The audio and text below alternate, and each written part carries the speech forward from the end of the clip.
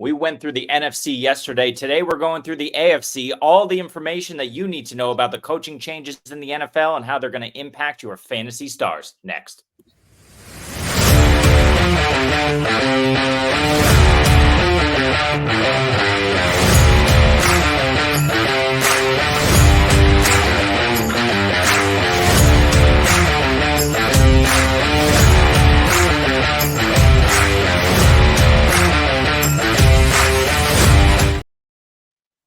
Welcome in one and all to the double FU, the FU times two. It says the Fantasy Lowdown because that's Jesse who's we're promoting it. He did that last night, but today it's the main, what do we call it? The flagship? I don't know. The FFU, the Fantasy Football Universe. Welcome in. I am Jeremy Shulman at FF_Rebel. There it is. Jesse's man on the spot. Jesse over here at JMolar05 today. We're talking about NFC coaching changes in the offseason, how it's going to impact all your favorite fantasy players. But first, Jesse, how are you, sir? Yeah, I didn't even notice that, so thank you for pointing that out. I was like, oh, yeah, by the way, that's not that show.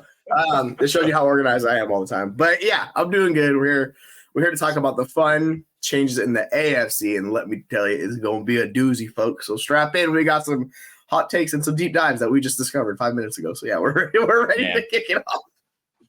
The amount of research that we put on the Tennessee Titans coaching tree is ridiculous. So, stay tuned for that little nugget. But first, we need to talk about two offenses here. But very quickly, I guess we'll do what we did yesterday. I'll just run through all the names real quick and let you know how we're going to cover them. Of course, in the YouTube video, we're going to have little sections kind of divided so you can quickly skip. But forget all that for now. Right now, we're going to talk about first Joe Brady of the Buffalo Bills, officially, at least for the entire season, will be the OC there in Buffalo. Dan Pitcher promoted from within in Cincinnati. I believe he was quarterbacks coach last year, now the offensive coordinator. Of course, we have Greg Roman of the Los Angeles Chargers. We have Ken Dorsey moving around the NFL now in Cleveland with the Browns. We have Nick Holtz, stud high school wide receiver of the Tennessee Titans. And then, of course, three bigger names who we're going to save for the end of the show. Luke Getsy now in Las Vegas with the Raiders. Alex Van Pelt, who I'm sure you know that name, if not for his work with quarterbacks in the last, decade, certainly his work on the NFL field with the Bills and probably a few others. Now New England Patriots offensive coordinator, and of course, the illustrious, he who shall not be named, Arthur Smith, now in Pittsburgh, Voldemort himself, coming for your fantasy football souls.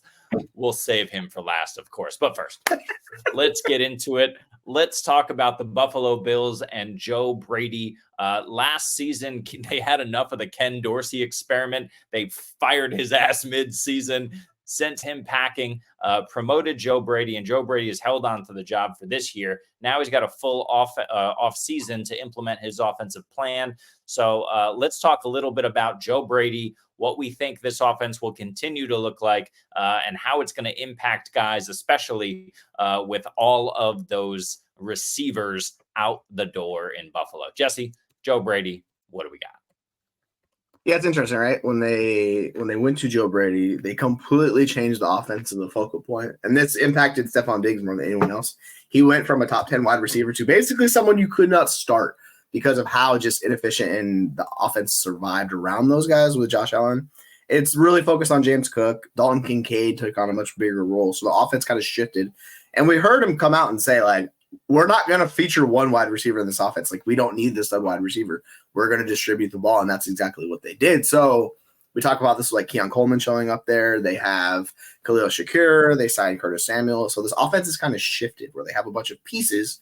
And, like, I know people were talking – I've heard people saying, like, yeah, Josh Allen scares me. And I'm like, I don't know why Josh Allen would scare you in fantasy football. He's still freaking QB1 last year with no names. It didn't even matter. And, like, he's such a rushing quarterback. Like, I think Josh Allen is like those quarterbacks. It does not matter who's on his team. Like, he's going to produce fantasy points. So I just want to squash that, put that to bed. But it's interesting with Brady just how they're going to structure this offense and run. And it really focuses on James Cook and how you feel about him and Dalton Kincaid, because those are like the guys with the highest ADP outside of him. So moving forward with those guys, if you believe in them like they did the second half of the year, both those guys can be very valuable picks. We've heard Dalton Kincaid talk about being tight end 1 this year, and James Cook is going as like RB11 off the board, I think, in redraft this year. So obviously the fantasy community is in. For you, how are you looking at this offense around Josh Allen, like besides Josh Allen? Are you targeting like Keon Coleman, the rookie, or maybe are you leaving it more to like James Cook? Or are you maybe just going for like the bottom barrel guys? You're like, I'll take Curtis Samuel, Shaquille Shakir, those type of guys. Yeah, well, first, I'm not going to pass over Josh Allen because he is not my QB1, Jesse. Josh Allen will have a decline. He's my QB2, okay? I'm all in on Patrick Mahomes this season. Yeah, he's an absolute monster. Who cares who's there? But I'm just not banking on him as my QB1 because there should be a slight decline now without that elite option in Stephon Diggs. But they weren't, like you mentioned, to your point, they weren't kind of running the offense through Diggs toward the end of the season. They had the 2 tight ends going. They had James Cook cooking back there in the backfield with his utilization. They were finding ways here and there to get Shakir involved. And now they have Curtis Samuel in the fold. They're going to do absolute nasty things underneath in this offense. I hope they can find a guy to take the top off the defense regularly. I'm not sure who that's going to be. That's not necessarily what Curtis Samuel does, even though he has that speed in his bag. I don't know how they're going to do that, but with the threat of Josh Allen running the football, I mean, we've seen this work in Baltimore for years where they don't necessarily have that over-the-top receiving threat, but they still manage to get it to guys there. Deep every once in a while to keep the defense honest. So to answer your question, Josh Allen is a yes. Keon Coleman is a no. Keon Coleman, I think the targets will be there. He just doesn't separate. I don't want guys who can't separate on my fantasy team. The chance that Keon Coleman is Mike Evans is unlikely, I'd say. He's a great contested catch guy, but if you can't separate, I do not want to take that bet on you. I think I drafted Keon Coleman in one place in my rookie drafts. That was a place I had Josh Allen. I traded him last week. So Keon Coleman, I have 0 shares and I'm all out. Yes. And I'm all out on Keon Coleman. But look, I hope the guy succeeds. But what I think is more likely is this is, like you said, Dalton Kincaid. He's a surefire pick. James Cook.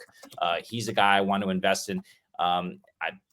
Maybe you can pull this up for me, Jesse. I think he was a top 12 running back last season. Was he or maybe right on the cusp in PPR? He had 2 touchdowns, 2 rushing touchdowns anyway, I think. So look, we know that James Cook's ceiling is still there. And in this offense with what happened toward the end of the year and that usage, I think Ray Davis will take some. I think Ray Davis will be more of a goal line guy, but we can count on James Cook to get those 2 TDs on the ground. He's a back end RB1, I think, at least in this offense.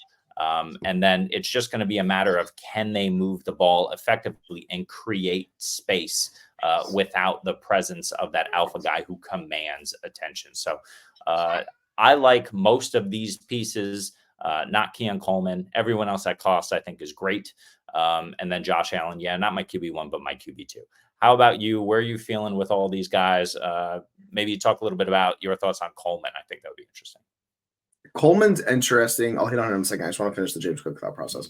So from week 11 on, when they switched over, he averaged 22 opportunities a game, a little over 22, and he had 4 RB1 finishes. Before that, he only had 1 RB1 finish. So you saw the difference in scheme and how it positioned with James Cook, where he becomes a much more value player in that offense. Take this, please. There you go, man. Sorry about that. With Keon Coleman, I think is really interesting because there is a ceiling case you could make for him if you believe in the talent. Because I know we've seen certain guys in the industry, if we talk to, that are bigger on him than we are. Because he just seems like a very risky bet in what he's going to have to do. But being the big body, speed threat, I know he didn't run the best 40-yard dash. You might need to take over for me in a second because my daughter, I think, just no problem. You want to take over first? So give me 1 second. I got you. No worries. But James Cook, we absolutely love James Cook. I have Dalton Kincaid primed up here. So let me just bring James Cook up and we'll talk a little bit about what he was able to do last season. So since, week 11, with the Jets. I don't have the exact date of when Ken Dorsey was absolutely jettisoned from this offense, but certainly by the bye, which was week 13 for Buffalo, they were cooking on all different cylinders. So if you look from week 11, 2 weeks before the bye, James Cook against the Jets and Philadelphia was the RB10, the RB12. He came back off the bye, got that rest, was the RB3 and the RB2. So 4 weeks in a row of elite production from James Cook. We know he's capable of this. And like I said, he only had 2 rushing touchdowns last season and only 4 receiving touchdowns. So the TD regression should be there given the amount of volume that James Cook is going to see. It's just a matter of if Ray Davis eats in and cuts in. So yeah, Jesse, it was 6 total touchdowns for James Cook, 2 on the ground, 4 through the air. And he had those 4 elite games with the snap percentage was down as well. So I can't remember who was getting the touches if Latavius Murray was healthy or who they had in that backfield. But yeah, he was able to be more hyper efficient. And in those games, he had 3 of those 4 games, he had a receiving touchdown as well. Yep. Yeah. It worked out for him from week 15 on and through the playoffs. He never saw below a 50% snap share. He was up to 70 in a few games. Before that, he was more in the 40s and 50s. So his usage was kind of all over the place. But like when he was on the field, he saw a ton of opportunities. That's why he was 10th in the NFL in weighted opportunities, because he saw 272, not 272, but he saw over 250 touches, which is like a lot for somebody of James Cook's stature. So I agree that Ray Davis is going to come in and carve out that Latavius Murray role. It's just how much more does he tackle on from that Latavius Murray role, right? Because I know people like Ray Davis. I'm a little not as bullish as SC is. SC really likes Ray Davis. I have more question marks about what he can do and how he could be like a third down back, because that's kind of the role you're asking him to play. Because we'll see if they trust James Cook, but his receiving metrics and stuff were not that great, considering he was a really good prospect coming out. So I think he's really a guy with a lot of variance, I think, attached to his name. But I mean, I still like the player and the offense he's in, so I'm fine investing in him. But I do wonder if there's ever like a top 5 ceiling for him, because I think that's the more question we're asking when we're drafting players top 12, right? So it's possible. So I think him and Keon Coleman are probably 2 of the riskier variant plays in that offense. I think Kincaid's the safer option. You know what you're getting from Kincaid. They featured him heavily. They're going to feature him again. So I think Kincaid's the guy. And we talk about these elite tight ends. I think he's the guy in the offense we want to target. Totally agree with you. Last question here is with Joe Brady now for a full season. I don't think we have any delusions of grandeur with Chase Claypool or Mac Hollins or Marquez Valdez-Scantling having any sort of fantasy viability. But I think it's important to think about these quote unquote top receivers, Keon Coleman, Curtis Samuel, and Khalil Shakir. How do you rank them in terms of how you think they're going to finish this season, just in terms of fantasy production? And then kind of which guy do you prefer at cost? I would probably take the rookie, just because the upside attached to rookies is kind of the thing I want to chase, because they have the more ceiling shot, particularly a guy drafted as high as he was. If you want to target Chase Claypool, be my guest. I'm not touching that dude. It's been a long, long time since anything good has happened with him. He went to Miami, never worked out. So he's just the guy that showed us in I think it was year 2 or year 1, actually, that he was actually a decent NFL player. Hasn't lived up to it since. I think the bet between Curtis Samuel and Khalil Shakir is the most interesting, because they offer very similar skill sets. So if you want to go for the guy who everyone still likes, Shakir, because the metrics are good. But Samuel's been a guy that's pushed 100 targets 4 times almost in his career. He's been a good NFL player, and I think he'll carve out that role. So between the 2 of them, I lean Samuel. But if you want to go Khalil Shakir, I get it. It's really hard to separate those 2 for me. So where do you kind of go between those 2 guys? Yeah, I like Samuel the best, but like you said, I'm probably staying away. But at cost, I like Samuel, then Shakir, then Keon. I agree with you that the upside is there for the rookie. It's possible he leads this team in targets in year 1. I just don't see it. Josh Allen isn't the precision passer, and when he's had years of Stephon Diggs being wide open, the fact that Keon Coleman won't be, I think, could be an issue, and he might prefer everyone else on that roster aside from Keon Coleman, at least for the beginning of his career. So we'll see. But as a Patriots fan, this far too much time talking about the Buffalo Bills. So let's move on and talk about Dan Pitcher, the offensive coordinator of the Cincinnati Bengals. Dan Pitcher has been in Cincinnati since 2019. He replaced Alex Van Pelt in 2020. This was as the quarterback's coach when Alex Van Pelt went off to Cleveland, and he's been there kind of ever since. He was the offensive coordinator, just promoted this offseason finally to OC. So it's really his first shot at offensive coordinator. But, he's not the show here. Zach Taylor is the show. And, this is a guy who's, sitting under a couple of guys, Brian Callahan now in Tennessee, the head coach there. So a couple of guys who sat under another couple of guys because I believe they're part of that, they're part of one of those crazy offensive trees. We'll get into them later. But yeah, Dan Pitcher, everything stays the same in Cincy, doesn't it? Yeah, for the most part, I would say so. There might be a little bit of change because Pitcher's been there since 2016. Like, he's seen a whole new change in, like, players and everything. Like, Burrow didn't show up until a few years after that. So, like, he's seen the development of Burrow in that offense. And being attached to Taylor, I think it's interesting. He's probably just going to give him, a little, like, advice because he's worked more hands-on being the QB coach than, say, Taylor has. So I think it's interesting to look at these guys. But, I mean, you have one of the better quarterbacks in the NFL, like, really good offensive set around him. I don't think there's too much variance what to expect from them. Like, last year, they had a pretty high pass percent. They were up nearly later 63%. It jumped up a little bit, like a percent, but they're going to be above 60. Like, this offense they want to run. I don't think they want to heavily rely on Zach Moss or Chase Brown as much as we like either one of those guys for fantasy. The offense is going to be through Joe Burrow, Jamar Chase. Like, that's the focal point of this offense. Then it's going to kind of distribute out there. You get T. Higgins. Then people are all about the Jermaine Burton and all that fun stuff. I don't know how viable he's going to be in year one, but he gives them another explosive element. So you could see them taking some more deeper shots with how they've kind of built this personnel and scheme, because Higgins is a good downfield threat. Like, that's what Burton should do too as well. And then you have Jamar Chase, who's kind of weirdly, his role over the past few years has kind of developed more to an intermediate, like, slant wide receiver. Like, he went in the league, he was averaging like 20 yards reception when he was a rookie, and it's come down every year since then. So he's just being more of the intermediate guy, which, it's not a bad thing because you're giving Jamar Chase as many targets as possible because it's one of the best players on that. Exactly. So I wholly get it. So I think those guys will let Jamar Chase really push to be the wide receiver one this year. Like, I think that's what that does.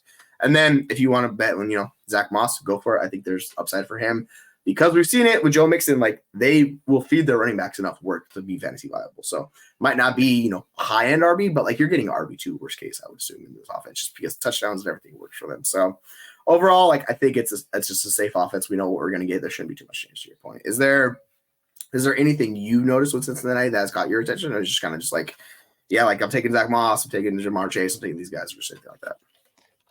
Yeah, I think everybody at cost is interesting. Like you said, even Burton. I don't mind in best ball, taking a shot at the end of the drafts on Yoshivas or Charlie Jones. Those guys flashed last season. I think, to your point, it's not necessarily how good they are, but how good Burrow has been. And really, if you take Burrow out of the equation, as happened last year with injury, it's how good this scheme is with Zach Taylor, right? He's calling the plays. That's going to continue. Dan Pitcher really isn't going to have a ton of say in this offense. Joe Burrow is a professional quarterback who's gaining more command of this offense. He's got his guy in Jamar Chase. I'm not worried at all about any sort of changes. And, hopefully we have the tackle positions now solidified. We have Amarius Mims coming in from the first round as a draft pick. We have Trent Brown and Orlando Brown there. So that offensive line, as long as they're healthy, is solidified. That's really what we need for Joe Burrow to be at his best. But like you said, Zach Moss as well. I think we're all still above ADP and ECR on Zach Moss. Joe Mixon was RB5 last season. I mean, Zach Moss could be RB5. I mean, he's at least as good as Joe Mixon, right? Like, talent-wise. So, who knows what happens, but I think, like you said, more likely range of outcomes is a mid to high-end RB2. For Zach Moss, he should have most of the touchdowns, the rushing touchdowns in this offense, and we'll see. But yeah, nothing much to talk about here. Business as usual. You want Cincinnati Bengals on your fantasy team. Any last words here on Cincy? No, like it all makes sense. Like it's just this is a good offensive target. It's going to be a good environment for the running backs to produce. They're going really cheap. You get those guys. You invest in Burrow. I think the question is like with Mims, you mentioned he only started 8 games in college. Like he's the super high ceiling range of outcomes player. Like he could be all over the place. He could be a bookend starting like Pro Bowl caliber tackle for 10 years for them. So if he hits, like that solidifies that offense and it makes it safe for Burrow because we don't want to see more injuries with Burrow. We want him healthy. We like that. So like hopefully they protect him and it's going to be great for fantasy if that happens. Well, he's got 2 amazing tackles to learn from. Vets there now. So we'll see what that looks like. Last thing, if you were hoping that we'd mention Chase Brown, there, we just mentioned Chase Brown. Moving on, we're going to talk about Greg Roman, the Los Angeles Chargers offensive coordinator, coming over with Jim Harbaugh. We are going to ground and pound the football in LA, as we love to do, as Greg Roman loves to do. Let's talk, why not, about Greg Roman. Jesse, take it away. Woohoo! I'm so excited to talk about all this running they're going to do. Yep. I actually don't mind it from an efficiency standpoint. The Chargers were pretty inefficient last year. I talked about this ad nauseum. Like they did not have speed, and it showed immensely with the offense. They were limited to what they could do. So they bring in Lad McConkey. They're bringing in like the young running back Kamani Vidal, who hopefully could be a piece if Dobbins falls apart. That's another speed element they're bringing. They have Quentin Johnson, who's like the one guy that's fast in there. I don't know if it's going to work out, but they're talking about moving him more on the inside. I literally don't know how they're going to work these wide receivers because Lad McConkey is like a slot flanker. Quentin Johnson's supposed to be a slot guy. You have Joshua Palmer, who's basically the X wide receiver. They signed DJ Chark. Like he's going to stretch the field. So it's interesting what they're going to do, but like we've seen Roman and how he runs his offense and what Harbaugh wants to do. They're going to keep it close to the vest. They'll probably do some play action, get some big plays because of that. They'll get that more explosive plays, which is something they struggled with immensely last year. So getting that should help the offense in Herbert. And like I think the thing with Herbert is his rushing ability is kind of the understated aspect of this. With Greg Roman, you've seen he's had guys that are rushing quarterbacks. Now, Herbert's not that guy, but he is a really athletic quarterback. So they will probably get him on the move a little bit more and move him out of the pocket with the play action, extend those plays. So I know people are like anti-Herbert this year, like to the point where it's getting really extreme. Like you're going 3rd round startup of the Superflex leagues, right? I think it's gone too far. We know how good of a quarterback he is. He's going to produce fantasy points. So my takeaway is like we got to stop fading Justin Herbert. He's one of the best quarterbacks in the league. The volume might come down, but I expect the efficiency to increase. So like he'll probably meet somewhere in the middle where he's pushing 20 points per game in fantasy, and that is totally fine with what you're getting because if you end up with Justin Herbert as your starting quarterback at redraft, like I'm completely fine with that. Like I would be happy with that move. You're not really gonna be able to stack it much in best ball just because of how the offense goes, right? But overall for redraft, I'm fine going that route. What is your thought about Roman? How do you feel about his change impacting this offense and where it's going to lead them? Because this team is in like complete rebuild with like the offensive line and everything else involved. Like, how do you see those changes affecting them? Yeah, this is not the season to invest in the passing game in Los Angeles. I agree with you. Someone's going to catch these footballs. If we're talking redraft, I'll take a shot at Lad McConkey. I'll probably take a shot at Lad McConkey too, because it might not look too pretty some weeks. But Quentin Johnson is a no for me. I hope he turns it around. We'll see. Joshua Palmer is interesting to me. He feels like a Darius Slayton type who, when there's nobody else there, he can operate as your one and give you like wide receiver 3 serviceable flex numbers weekly. And no one else is there. So, maybe I'll take the shot on Joshua Palmer. Lad McConkey, I think by the time we get to August is just going to fly so far up boards that he's just going to be off of my board because he's probably going to be a little bit too rich for me. But all of that said, Justin Herbert's still a good quarterback. This offensive line, I mean, we got Joe Alt drafted in the 1st round this year. We have Rashawn Slater, who should now theoretically be fully healthy and back to form. We have Bradley Bozeman in the center now, coming over previously a Greg Roman guy who thrived in Greg Roman's scheme. Hasn't necessarily been awesome the last couple of years, but he's a great run blocker no matter how you slice it. So that's really interesting too. We know they want to establish the run. They've got all the big boys up front to kind of help them do that. It's just a matter of, will anybody be able to carry this football through the line? Justin Herbert is not Lamar Jackson for as athletic as Jim Harbaugh wants to say that Herbert is. He is, but he, Lamar Jackson's in another stratosphere from every other NFL quarterback. So, Yes,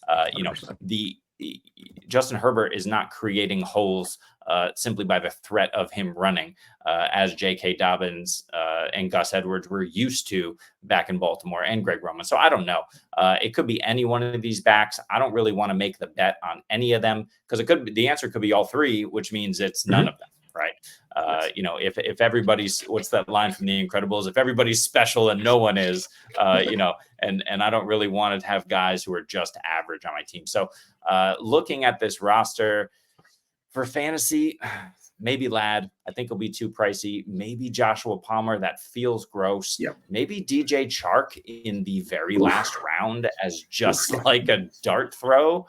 But no, I mean, I don't know. I don't know. No, I hate it. I hate everything about it. I think it's going to take at least a year here for them to turn things around. So for 2024, I'll say I'm out on all Chargers.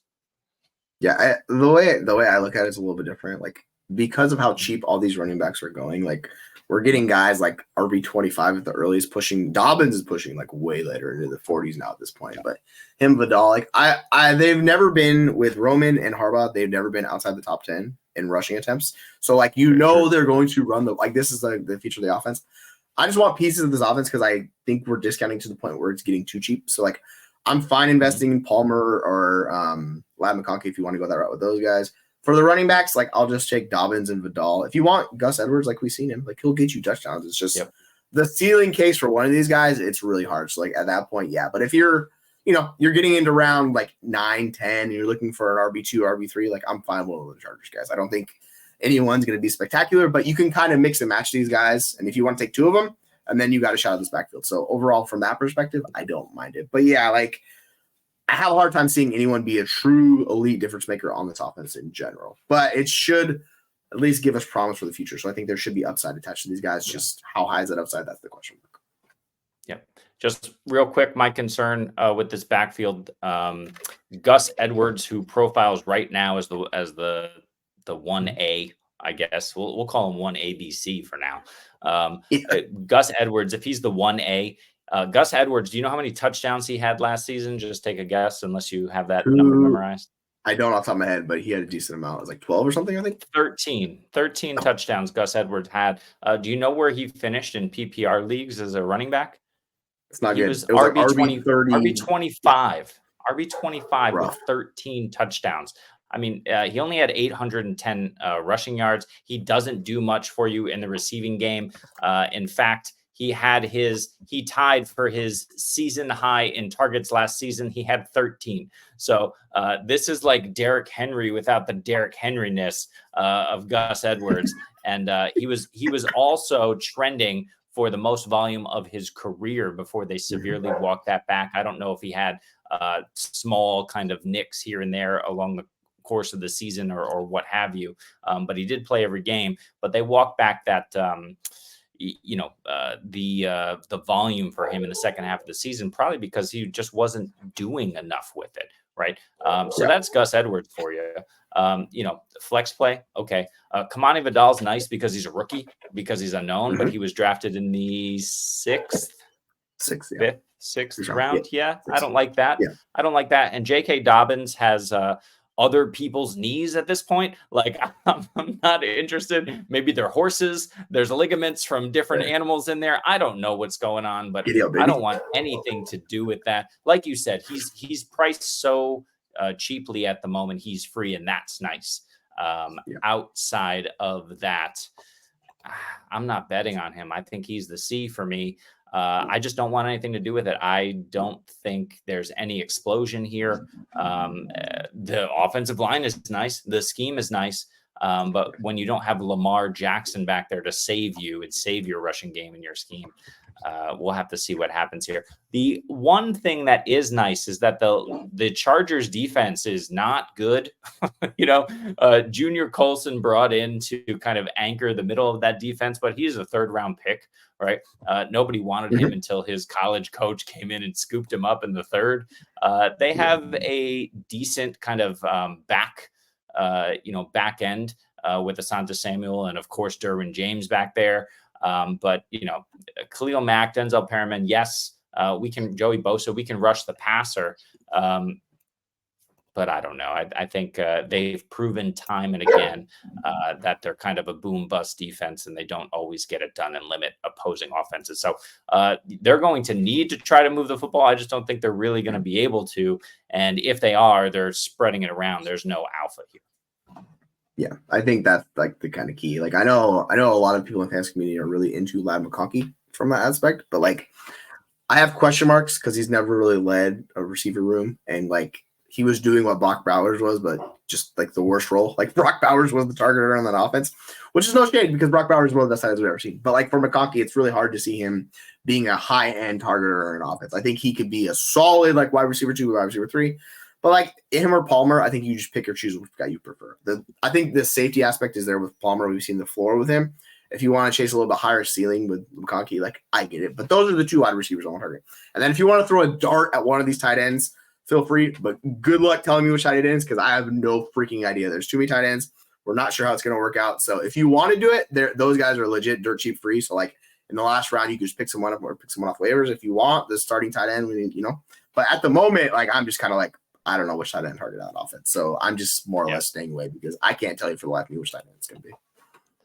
Yeah. And you know who this offense is going to face twice every single year?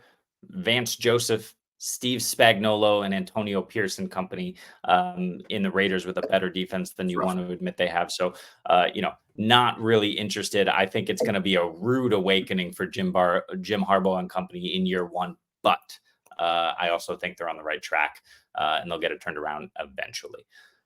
Yeah. Let's move on. I mean, listen, this is like pain after pain. I mean, we're only talking about Greg Roman here. Let's talk about a guy who got fired from Buffalo and is now in Cleveland of all places under Kevin Stefanski. Whoop-dee-doo with Deshaun Watson at the helm. Ken Dorsey, young, he's got the flow going, coming out of the back of the hat with his, the weight. Ken Dorsey slamming what was it in prime time, slamming the iPad after a big loss and caused a huge uproar in the media. Can't control his emotions. Ken Dorsey, I don't know. But do we think this is going to go any better in Cleveland, given that he couldn't do what he needed to do in Buffalo last year? So I think he was unfairly treated as the scapegoat because the offense was actually better before they switched over. Like the offense was not the problem with the Bills last year. Like they were really unlucky. They had some special team faults, but like Dorsey had that offense going really well. It was kind of like what Josh Allen was doing. But the thing was Buffalo kept losing and they needed a scapegoat. And the coach was like, all right, we're going to do it with Dorsey. And it still worked out because you had Josh Allen. So they switched the scheme, whatever. It was fine. But I thought Dorsey took the brunt of the call because sometimes you have to have someone fall on the knife. And for Buffalo, it was Dorsey because the head coach is like, I'm not losing my job. Like, you're going to take it offensive coordinator. So I think with Dorsey and what the Browns have done, I think this offense is interesting. I just wish I had more faith in Deshaun Watson. That's my biggest issue with this offense in general because we've seen the moves they made. They go trade for Jerry Jeudy. They were throwing it like 40 times a game. I know the defense kind of fell apart down the stretch, but like with Joe Flacco, they were airing it out. So you've seen Stefanski kind of has that in his bag. And with Dorsey and Allen, like they did pass the ball quite a bit. So I'm actually expecting this team with the injuries to Nick Chubb, and I know like Jerome Fordy's kind of fine, Devonta Foreman, those guys. It's similar running back room to like we're talking about the Chargers. It's kind of like we don't know how this is going to shake out. So like you're going to invest in like I want David Njoku. Like if you want Jerry Jeudy, Amari Cooper had basically his best year of his career last year. So it's all kind of shaping up for the passing attack to be the focal point of this offense. So I know like we've talked to a ton of people and they're still hyping on Nick Chubb, and I'm like, I'm not touching this guy. You can't pay me to touch this guy. I would much rather just take the cheaper options. Like I'll go get Ford and Devonta Foreman for a much discounted price and get the passing attack because that's the guys I want. Like I want Cooper, I want Njoku, and if you really want to do it with Watson, like he still put up 18 points a game last year. Like he wasn't terrible.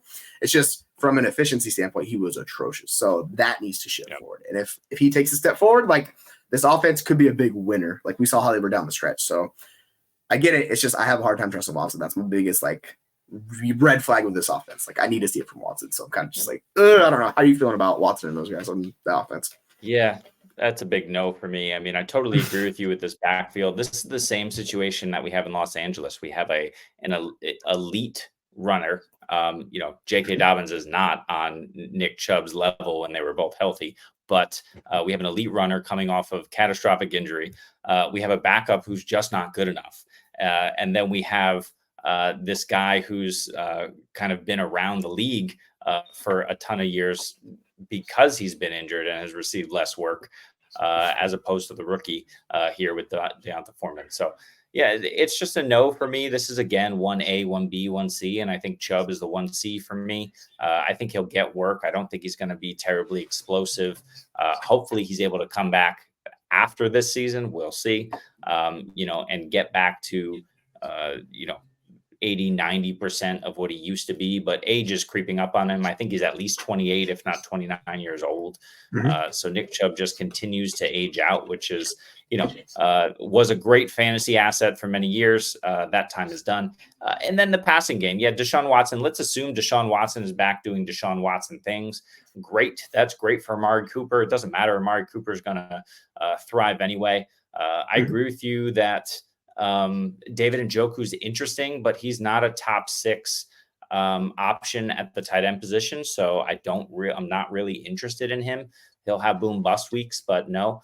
The wide receivers are uninspiring after Cooper. I don't even want to mention their names because I'm so done with these guys.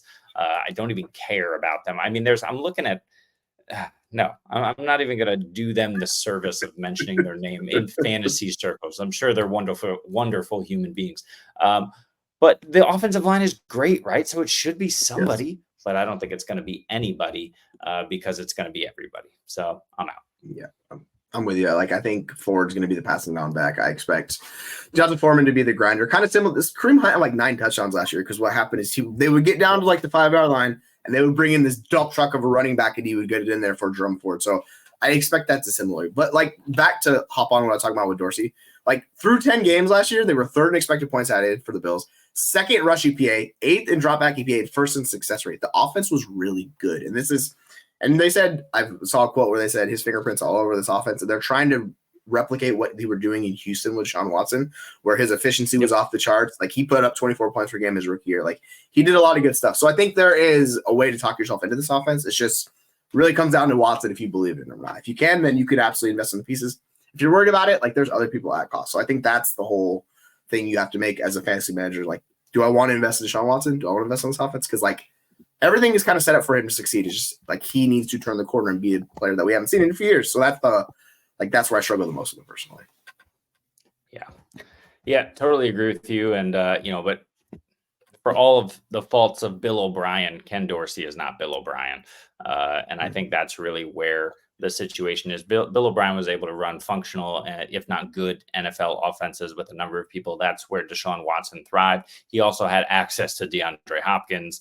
While he was there, who's an elite wide receiver. Amari Cooper is not DeAndre Hopkins. He's 90% DeAndre Hopkins. He's good, but he's getting up there in age right now. They got nothing else going on there outside of Njoku. So this is another one. This is it's annoying to talk about it. So let's stop talking about it and let's talk about another place that's annoying to talk about. And Tennessee. The Tennessee Titans have hired Brian Callahan as their head coach, former offensive coordinator for the Cincinnati Bengals.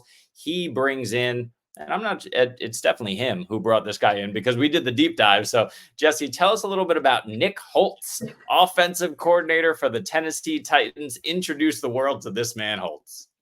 Yeah, it's interesting. So Callahan is the son of former head coach Bill Callahan of the Raiders back in the day, took them to the Super Bowl. So him and why am I blanking on his name? The offensive coordinator, Holtz, they met up in high school. They played at De La Salle High School. They've known each other since then. They're family friends. So we were wondering where this connection came from because they only spent 1 year in Oakland in 2018, I think it was, where they got together and they coached for 1 year. Outside of that, they really haven't coached together. So I was wondering why he brought him over. And then we looked at the history. They're okay. They're both high school players. They both went to college. Holtz was the wide receiver. He actually recorded some stats. Callahan, not so much. He was the PAT holder for for UCLA. And they realized, all right, NFL is not in our career. Maybe we go coaching. So they've been doing coaching ever since. They've basically known each other for a long time. So that was the whole connection with the two. But I think it's just interesting looking at them. and how they're going to run to transition to actually this offense. Like you look at all the moves they made, right? They signed Calvin Ridley, this massive deal. They signed Tony Pollard as one of the first running backs. I think he might have been the first running back off the market, him or DeAndre Swift. Like they went out and got him. Then what they do lately, they go get Tyler Boyd. So they're trying to set this up for Will Levis to make it as successful as possible. Then what they do, they go get a top 8 pick on a friggin' offensive tackle. They bolster the offensive line because the offensive line was in shambles last year. So that was a great move by them because they desperately need some offensive line help. So if that can work well for Will Levis and give him time so he can work with Hopkins and Ridley and Boyd, which, sorry, Treylon Burks, it's not going to happen in Tennessee. Hopefully it can happen somewhere else for you, my friend. But like with Boyd, you get just a solid NFL slot wide receiver. I think he's kind of past his prime at that point, but he can still do things for you. And you have these veteran wide receivers, which, should be trustworthy for Levis. It's interesting. And then you got to decide who you're going to bet on between Spears and Pollard. I've been preaching Spears the entire time, but it would not shock me if Tony Pollard is the guy that wins this backfield between the two of them. But more than likely, I think they're going to be splitting, kind of see how that works. So overall, it's an interesting offense. How do you feel about the offense? Because similar to Cleveland, you're betting on the quarterback in the situation, right? With Will Levis, who in Kentucky, like the decision-making, we saw last year the decision-making wasn't great, but they're giving him every opportunity possible where it's like, all right, you have good pieces around you. Show us what you have. So are you investing in anyone in this offense? Like, is there anybody you're excited about? Or you're kind of just like, I don't know, man, they're fine. Like, for me personally, it's DeAndre Hopkins. Like, I prefer him to Calvin Ridley. I think he was better. But are you going to bet on anyone of the passing attack options or the running backs or any one of those guys? No. I am taking Will Levis as my QB3 in startup dynasty drafts. I've done it twice now, and I think I've had 4 startups this offseason. I've done it twice. I did it most recently here when I took who did I have in the first and second round? It was Burrow and Love. And then I came back around and took Levis because he's the cheaper of the two between him and Bryce Young. And Bryce Young and Will Levis are the guys who have the most to gain in value, in my opinion, in this offseason because their teams have built around them. So this is what you want to see. You're going to know if these quarterbacks actually have it after this season. Everything is in place and you need to see strides. Will Levis showed some really interesting things on tape in terms of just his arm strength, in terms of his downfield. I'm not going to call it like accuracy, but he had some good throws downfield where he was able to put it on guys sometimes. I wouldn't call Will Levis accurate, but if he's able to develop that part of his game, if Brian Callahan can work him into a system a la Brock Purdy in the Shanny system that we talk about. We love these Shanny McVay systems that just, churn out, that make Tua Tagovailoa a viable to good NFL quarterback because he can just kind of work through and easily kind of get the ball into the hands of his playmakers. So the playmakers are lesser here than in Miami or in Los Angeles with the Rams, but at the same time, he's got everything in place. Hopkins is nice. Ridley is a nice 2. He's always belonged as a 2. He's operated well when he was the 2. We just got all hot and bothered when Julio Jones was out for the first half of the year and Ridley went nuclear in like 5 games because Matt Ryan is, it was an all-pro. But everything's in place. But no, I don't want any of these guys. These are more guys that I don't want any part of. DeAndre Hopkins, no. He's a wide receiver 3. Calvin Ridley, same thing. I think they're priced about where they'll finish. So I don't see any upside there. Boyd is going to eat into them as much as he ate into the other guys in Cincinnati. And then these running backs are going to eat into each other. This is another situation where everybody is far too involved. Chig is totally off my board at tight end. So no, I don't want any of these guys. The only guy that I'm hopeful for is Will Levis in this situation, that he's just able to ascend to improve and prove that he's the guy in year 1 in a new offense. Yeah, I think the way I look at it, if I'm investing in a quarterback and like if I believe in him, I should be investing in his personnel because that's kind of a bet you're making on the quarterback as well, right? Because if you expect him to succeed, he's going to carry those guys. Interesting enough with Cincinnati, they would love 11 personnel as well, similar to the Rams. They're the league leaders. Also, their pass rate was always super high, like top 10 in the NFL every year with Callahan. So you can tell how they're structuring this offense. They are going to pass more than I think we expect. I think they're going to be pushing near the league leaders of pass rate, which sounds crazy to talk about because it's, you had this Tennessee and all the old school Derrick Henry stuff. Like, that's not Tennessee anymore. Like, they're moving past that. So overall, as my dog is barking about Tennessee in the background. I think Right. it's an offense where, there's offense where there's upside. So I don't mind Ridley or Hopkins just pick because they're so cheap. Like we're talking wide receiver 30, wide receiver 40 at cost, right? And we've seen DeAndre Hopkins, like he was better from efficiency, yards per route run, like PF grade, all these things show us he's still got it to a point. He's not the elite wide receiver he is, but he's still like a good NFL wide receiver. So I don't mind investing in those guys, to tell you the truth, at that cost. There are other guys I like, but if I end up with those guys, and this is more best ball, like I don't mind stacking the Tennessee offense because I think there's upside, including the running back room, which I like. We see it's kind of going to open up the running lanes for Tony Pollard and Tajay Spears. Like when you're giving him lighter boxes, like to should work. We saw Spears; he was super efficient last year. Hopefully, Pollard bounces back. So I don't mind the Tennessee offense, but I don't think it's going to be like a top 5 offense or anything. I just think at the cost, similar to like a Seahawks, we talk about these offense, like there's upside where they're being drafted at. I look at it. It's like there's a lot more outs for them to improve, is the way I'll phrase it, I guess you could say. Yeah, absolutely. The one thing I'll say too is that, we've seen in years past this Tennessee Titans defense be held together by Mike Vrabel and company. That's not going to happen this season. This defense is awful. Now, they've done a lot to bring in guys. They drafted Tavondre Sweat in the second round, who was the biggest boy in the draft this year. They're really, massive up front, which is nice. Mm-hmm. They just don't really have an impressive pass rush. They did bring over L'Jarius Sneed, but much like when they took I'm blanking on the guys. I think they took 2 Patriots guys back to back within the span of 3 or 4 years. I forget who they were, corners. I can't think right now, but they paid them big money and they just didn't pan out. I think this could be another situation where L'Jarius Sneed was as good as he was just more a product of the system. And there isn't really much of a system to speak of here in Tennessee. I don't think Denard Wilson is really going to change that as the defensive coordinator. So I'm not bullish on L'Jarius Sneed for fantasy, for IDP or whatever. And I just think this defense is going to be terrible. Like you said, combine that with the high volume passing rate that we're expecting in Tennessee. And there could be some fantasy viable options here. I'm just not seeing it outside of Levis because it could be anybody. It could be Ridley. It could be Hopkins as the one. Boyd could eat in more than we want. Chig could have 6 touchdowns. I don't care. I don't want anybody. I love Tajay Spears. I like him for Dynasty. That's about it. Yeah, and that's what I think the one guy on their offense that you can I actually think Sneed is a really big upgrade to what they had in the secondary.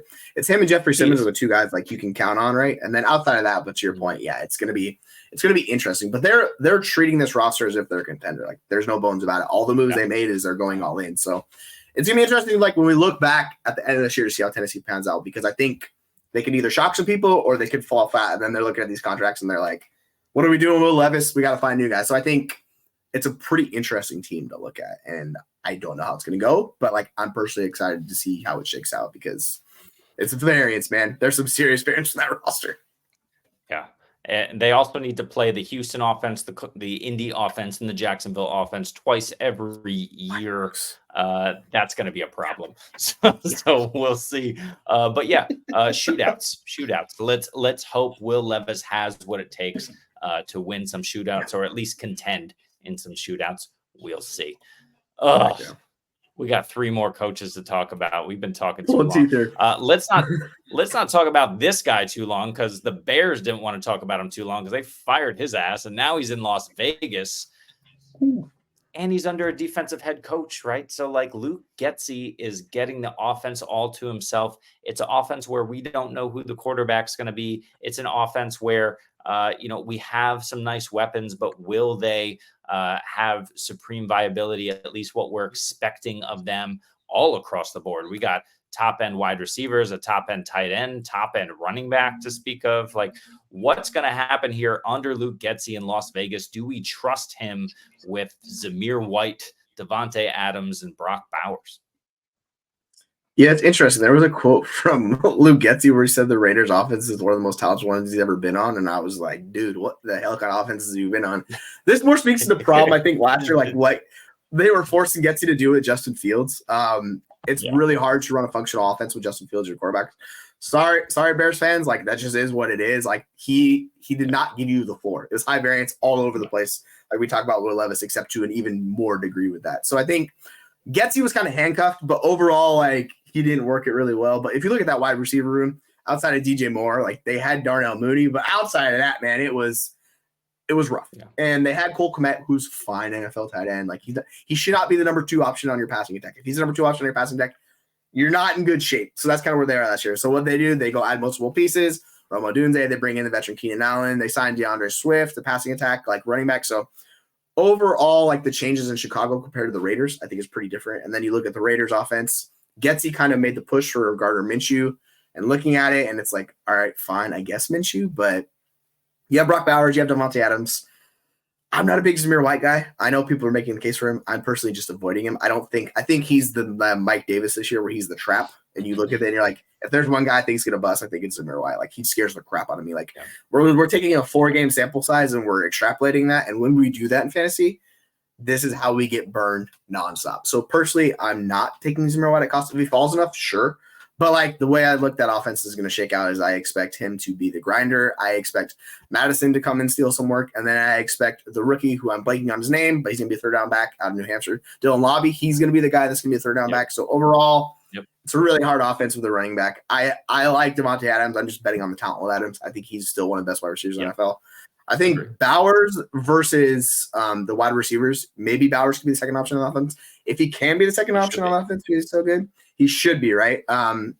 It just depends on if he can pass him or not. If he can, there's upside for him. I think he's kind of the last tight end when you're looking at tight ends this year, where you're like, all right, I can make the case for him to be like a top 5 guy if everything breaks right for him.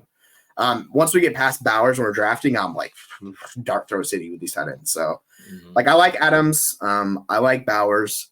Outside of that, I don't really like a lot of options on this offense. And maybe Getsy comes in and improves it. I don't know, man. But Pearson, like you're talking about, Pearson's defensive guy. He's not really going to touch the offense. So it's going to be Luke Getsy running the show there. So it's interesting. I just don't really trust the quarterbacks on top of it, too. So as much as I like Adams, I still have question marks if he could hit his ceiling, too. So it's just kind of like an offensive, like, not the one. Like, you've been talking about these offenses. This is kind of how I feel about the Raiders, where I'm just kind of throwing my hands up, like, I guess with a couple of these guys. Overall, I'm not super excited about it. I'm assuming you're sharing we're hive-minding this, or do you have guys that you actually like at this offense? No. Devontae Adams, and that's about it. I'll take a shot on AOC, O'Connell late, because maybe he's the guy and maybe he's got some juice, but we know who Gardner Minshew is. He's fine. He's not going to elevate. So everyone else there who isn't elite already is just going to fall by the wayside. So like you said, it's Adams. Hopefully it's Bowers in year 1, but it could be rough going. Here's the thing about Getsy. Getsy has only ever been promoted in the NFL when he coached under an offensive head coach. He coached under Mike McCarthy for the Packers in 2014. He was promoted from quality control coach to wide receivers coach in Green Bay. Then he was later in Green Bay. He was under Matt LaFleur. He was promoted there to their passing game coordinator and quarterbacks head coach. So a de facto offensive coordinator there as well. But those are 2 great coaches who have proven that their offensive scheme works at the next level. He looked good under offensive head coaches. And now, that he's, has been fired essentially from the Bears with a bad situation under a defensive head coach, failed under Matt Eberflus as a defensive head coach. He goes to another defensive head coach and he's running the show again. It's just not going to work. There's no quarterback there to put him in his place. So, if you had like an Aaron Rodgers or a Matt Stafford or an entrenched veteran who knew what he was doing, who he could, work off of, I think that's one thing. But we saw, like you mentioned, the failed experiment with Justin Fields. Getsy had nothing to offer him. Fields had nothing to offer back. It was just, failed experiment from the start, unfortunately. It's going to be the same situation here again. I think they're going to have to go with Gardner Minshew, only because Aiden O'Connell probably just doesn't have the experience to be able to hang in whatever's going to become of this offense. So you're hoping Adams is just so elite still at his advanced age that, he can make some things work and open up this offense. it's tough sledding. I don't have much hope. So yeah, that's all I got to say about Las Vegas here. Yeah, I think O'Connell was pretty inefficient last year. Minshew was not great, but he was able to at least do stuff offensively where you could trust it. I think it's interesting because Steichen was in a similar situation a few years ago with the Eagles where he like stepped in with Hurts and people were unsure. Obviously, the talent around him was a lot better, but it was like a mobile quarterback. And he absolutely exceeded expectations massively compared to Getsy, who basically did the opposite with Fields in Chicago. So there's similarities. Just like he needs to show this year, like his scheme works with his players. We'll find out. Like if you see Devontae Adams frustrated week 4, you're going to know why. It's because the quarterback in the situation is not great. So it's it is kind of is what it is. We know this going in with the Raiders. Like the defense was really good last year when Pierce took over. They're like top 6 in the NFL on a lot of stats. So like they could be in games. I just don't know how good that offense is going to be overall. That's my biggest question mark. Yeah. And, we mentioned the fact that Getsy was with Green Bay, who he was with, Aaron Rodgers. So, he had another quarterback who was doing great quarterback things, and he was just there, the beneficiary of the great quarterback and the offensive head coach. It's not going to be it for Luke Getsy. Sorry, Raiders fans. Hang your hat in your defense and hope that Zamir White can handle 350 touches this season. We'll see. Good God. We'll see. Let's move on to another train wreck. Alex Van Pelt of my New England Patriots. It is a tough transition. I had hoped that we were going to take Marvin Harrison. Instead, we take Drake May. I think we may have, I fear, we may have made another Mac Jones mistake here. At least Drake May is athletic. That's all I can say right now. The scheme is not in place. The coaching is not in place. The players are not in place. We are a mess in New England. We don't know what to expect. What do you expect out of Alex Van Pelt and whoever the hell they're going to trot out on the field this season?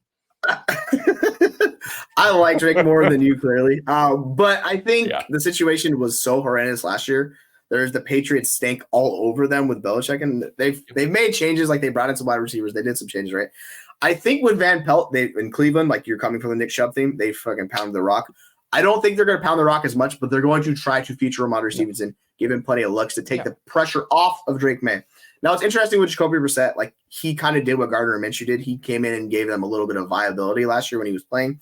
I think he can kind of tread water for the Patriots with that offense until they're ready to transition to Drake May. It's probably sooner than we want to bet on it is, because when you take a guy top 3, like, you're expecting him to play early and often. I think there's variance with Drake May. I think the ceiling is there for him to show what he did back in 2022 and similar to Carolina. I just think as far as talent goes, like, he's one of the more talented quarterbacks we've seen in a while. So I'm fine betting on Drake May in this year because everyone's so down on the Patriots. Like Ramondre's in like running back 25. These wide receivers are going wide receiver 50 plus off drafts. So if you like Baker, if you like, Pop Douglas, or, if you like Jalen Polk, like I think it's a fine bet to make with those guys, because if someone steps forward with Drake May or Brissett, who, by the way, Brissett was when Terry McLaurin, he was actually fantasy viable for like one time in his career that's actually happened. So there's upside, but yeah, like the offense, it's going to be difficult for them to be good in year one. You're learning a bunch of new things, whole bunch of new people in the system. But for Dynasty, I like Drake May. I think he'll be fine, but it could be a rough first year. We're just going to say that it could be a rough first year with hopefully it's some transitions. Second half of the year, you come on strong, and then, you see the changes are looking good. It's just where we're at right now with the Patriots. Like it couldn't have been worse than it was last year. Like that was just abysmal. So it's only up from there, folks. Not true. No, it can be worse than it was last year. If you think that Gerard Mayo is going to help this defense the way that Bill Belichick helped this defense and hold this together with, just what is that? The flex tape that the guy slaps on the hole in the giant, like clear water tower, that was Bill Belichick last year. Gerard Mayo is not capable of that. He was a very good player. He seems by all accounts to be a very good head coach. He's not one of the greatest defensive minds of all time. Bill Belichick aged out because he's probably lost touch with the players, but at the same time, he still had the scheme and he was still keeping that team in games last season until they kind of just fell apart toward the end of the year because, they were just bad. But when you see what the Patriots are also doing, paying Ramondre Stevenson, all that kind of money, paying Jelani Tavai yesterday, 2 days ago, a ton of money, it makes no sense what they're doing. They like their guys in the building. These are probably more character guys than anything else, and they're trying to establish a culture. Great. I think we're headed in the right direction, but we're going to be stuck in neutral for a year or two until things get going. I don't want anyone for fantasy. I don't even want to talk about this team. What I want to talk about, Jesse, is the trade I made in my home league yesterday. What do you think of this one? I traded, of course, Ramondre, Austin Eckler, Jameson Williams, and a 26th second-round pick. I got in return Deontay Johnson and the 2024 202 and 207, and I am on the clock. So that's nice. These are the trades. These are the home league trades that you can make. But Ramondre, I still believe in Ramondre. I think he's going to be serviceable this year. He's an RB2. It's just a matter of, will this team be able to move the football? I don't know. Yeah, we'll see. It's up in the air. I think they suffered a lot of injuries with the defense last year. I think they really hit on Christian Gonzalez, even though he was injured for the end of the season. They have Judon. They brought back Uche for really cheap, so I think that works well for the defense too, which I was surprised he signed for peanuts because the guy's a good player, and for some reason the NFL didn't like him, so maybe I'm wrong with that. But I'm curious to see how this shakes out because it's a lot of changes. That's the way I'll phrase it. I like Ramondre too. I would say Ramondre and whichever wide receiver you want to bet on. If you're going to bet on one, just pick one. Don't pick multiple. Yeah. Pick whichever wide receiver you want late. That's the fine route to go. Yeah. And in best ball, Drake May is the guy that falls continually. He's QB 30. So you can stack him and do that offense really cheap. In redraft, managed league is going to be a little bit harder with this offense. So I'd say Ramondre is the one guy you're going to want to bet on because they paid him they believe in him. I think he's going to be good like he was 2 years ago. We'll see if that works out. Yep. I don't know. But I'll tell you this, I'm not a Gibson guy, and I don't expect Gibson to do it this year again. So newsflash, I'm betting on Ramondre over Gibson. If you want to go Gibson, No, Gibson is he'll be a situational guy. They'll try to kind of use him as a weapon, but these are close to the vest options. I want either hyper volume, that's not Gibson, or I want guys who are going to help stretch the field. Javon Baker is interesting. Outside of that, you got Pop Douglas, Jalen Polk, Kendrick Bourne. These are all the same guy. So I don't want KJ Osborne has been getting some hype. That's kind of interesting to me.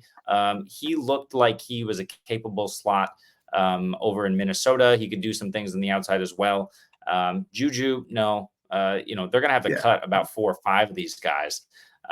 So no, I'm just staying away. But like you said, look, let's talk best ball. Where can we find some actual viability for these guys in fantasy? Let's talk best ball. You can take Drake May with your last, one of your late round picks. You can stack him with a late Hunter Henry or a late Javon Baker and hope for a breakout.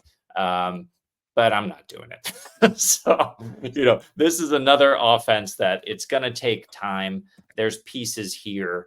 I don't want any of them. If I have any of them, I have Jacoby Brissett. I hope that maybe he starts a little bit longer than he should. He's free. So, maybe you have him in a only super flex leagues. We're not talking 1 QB over. We're not getting crazy or anything. It's just going to be ugly in New England. The good news is the defense will be worse than it was last year. We'll have the number 1 pick next year. So hey, and we should have waited and taken a quarterback next year. God damn it. Anyway, I would be shocked if you guys ended up I'll say this. I'd be shocked if Patriots end up with the number 1 pick. There's some other teams that I'm looking at. And I'm I think their odds are a lot. Which team better. Is worse? Which team is worse than the New England Patriots right now on paper? Let me see. Projected. I can't name one. Can't. You got a Heisman winning quarterback in Washington. He won the Heisman in Washington. They're going to be better than the Patriots. Who else? Carolina. Carolina has revamped their team. They can win 6 games, maybe 5, but the Patriots can't. Especially in their division with everything they're going to face. No, it's impossible. They're either facing they have impossible. Okay, well, hold on. Let's not talk impossible. I will be shocked. If the Patriots win 6 games this year. Shocked. Well, I guess we'll find out. I think it's impossible. It's impossible. I haven't even looked at the schedule carefully. It doesn't matter. They have 2 losses to the Jets, the Dolphins, and the Bills. Maybe they can beat the Bills at home in one of those games. Maybe. They are coming to London. I have tickets to that game. Yes. Going to be able to see the Patriots live, which is cool. I think they're playing Jacksonville. That's an L. I'm sorry. It's just not happening this year. Listen, and I'll end talking about the Patriots on this. I was on Aaron's show. Our co-host, co-founder of the FFU, Aaron, is running his Mad Science Lab podcast where he reviews all 32 teams. If you haven't checked that out, you should check that out. It's interesting. But you have fans and analysts of the teams go on. And he said to me before we started, I hope you're not like a lot of these other guys. Apparently, every team in the NFL is going to win 12 games this season. I said, well, not me. We went through the schedule, and I think I gave them 4. Yeah, you did. He mentioned it. I had the Seahawks at 9-8. He said, you're the second lowest on all of the teams. And I said, well, good. My Seahawks got 9 wins. That shows you how I'm feeling. Over here at the FFU, we are nothing but reasonable fans and fantasy analysts. You should follow us for reasonable takes, if for nothing else. Speaking of reasonable, let's talk about the last guy on our list, Arthur Smith, the most reasonable offensive coordinator of all time. Every fantasy football manager's wet dream. What am I talking about? Arthur Smith of the Steelers. He is Greg Roman on steroids, but like the kind of steroids that are just like, black market, third hand. You don't want anything to do with those things. People look at you funny when you tell them about it. Anyway, Arthur Smith, that's enough analogies out of me. What the hell are we doing here in Pittsburgh? At least Mike Tomlin can keep him in line. Hopefully. We'll see. I mean, that's what we're telling ourselves, right? Fun fact. The Falcons had by far the best tight end usage and fantasy points per game, but it was split up among 5 freaking dudes. So that was great. I love that. I question the ceiling on anyone in this offense. Like, I don't think anyone is – I like Pickens of all of the guys in this offense. I think he has a chance at ceiling. But you're talking about Arthur Smith offense with Russell Wilson and then potentially Justin Fields. And maybe this is what brought SC on because we talk about Najee. But I have serious question marks about this offense. Like, with Arthur Smith running it, they're going to run slow pace. It's just ground and pound, man. Like, I don't like it. And then Tomlin's going to keep them afloat. Yeah. Hello, 8-9, 2024 Steelers. That's what we're going to be here, folks. It's going to be exciting. Listen, SC, welcome into the show. We are talking your favorite subject this offseason, the Steelers, and you can't talk about the Steelers without talking about their backfield. Give us a little bit of hope in Pittsburgh for fantasy. Talk to us about the Arthur Smith run offense in Pittsburgh. Yeah, man, my spidey sense went off. I heard y'all say Najee. Really, it was Arthur Smith, and I was like, "Oh, I gotta get on." Now, realistically, I just got on lunch and saw y'all were still on, so figured I'd hop on, man. But nice. Glad y'all bringing up Arthur Smith, man. If anyone in the offense you want to buy, I think it's Najee. I pounded in. He's on a contract year, so why not use him like Arthur Smith notoriously does with his running backs? Loves to run it, between the tackles, get in, and that's what Najee does. Of course, you want him to be a pass catching back. You want every back to be a pass catching back in today's league. Najee can do that. But Jaylen Warren comes in and does that. So be it. That's cool. But Najee is still going to get majority of those carries. And if you talk about like a Scott Fishbowl type of league, that's big. You get points per carry, But in general, I just think he's a running back's target because I think people, they hear the word Arthur Smith and they get worried. But yeah, he could still have a high upside season, seeing over 1,200 yards like he did his rookie season potentially. Very big for him. The quarterbacks, I mean, I do want to buy Justin Fields. He's low, right? So you can go ahead and go get him lower than Russell because people think Russell starts. But I think Justin Fields, they traded for him. So I think they see something like it's some potential. And we don't know what the situation is with Arthur Smith next year. He could have a horrible year and he's gone. And next thing you know, a QB guru comes in with Justin Fields. And then their wide receivers, man, it's hard to target them in an Arthur Smith offense. I think if anyone, your top 2 targets should be Najee and Jaylen Warren. He, especially in the AFC North. I mean, this kind of just feels like it's Arthur Smith's calling. This is a gritty defensive, run it between your tackles. Usually, Lamar Jackson even runs the ball. And I think they knew they needed to get someone that knows how to establish a good run game to compete, at least, move the chains by inches to wear down a defense in this type of division. Yeah, totally agree with you. Just for a point of context, SC and I are picking back-to-back in a current Devi startup. We're doing the pro side. SC got Najee at the 802, sniping me on Najee Harris. I had to go Will Levis, who we talked about over there. I came back, hopefully took Deontay Johnson ahead of him, but someone traded up and took Jalen Warren. I thought for sure you were going to take Najee and Jalen Warren. I love them both and no one else here. Pickens is interesting, but he's the other option. Yeah, but Najee at 802 and Jalen Warren at 912. Those are values for guys who are going to see, both of them should see 200 opportunities or close to it in this offense. And if Justin Fields does get the start, then you can push those pass catchers down even further and just boost up these two guys. If they are healthy, they're just going to get all they can handle in this offense, which will be disappointing for fantasy, for reality, for everyone here. But Jesse, you said Mike Tomlin's going to go 8-9. Impossible. He's going to go 9-8. We know Mike Tomlin doesn't. Yeah, he never not got a 500 record, so I guess I'm out of control now. I think actually Freiermuth, of all the guys that we're not talking about, has upside to be the wide receiver 2 in this offense, because I don't believe in Roman Wilson. I don't really believe in the other wide receivers in that offense. So if you want to target Freiermuth, he's tight end 15, and we see now Arthur Smith does good ways of designing his tight ends to get open. It's just if Freiermuth can run all the routes. That's the whole question. If he's going to run all the routes, he can be a top 12 tight end.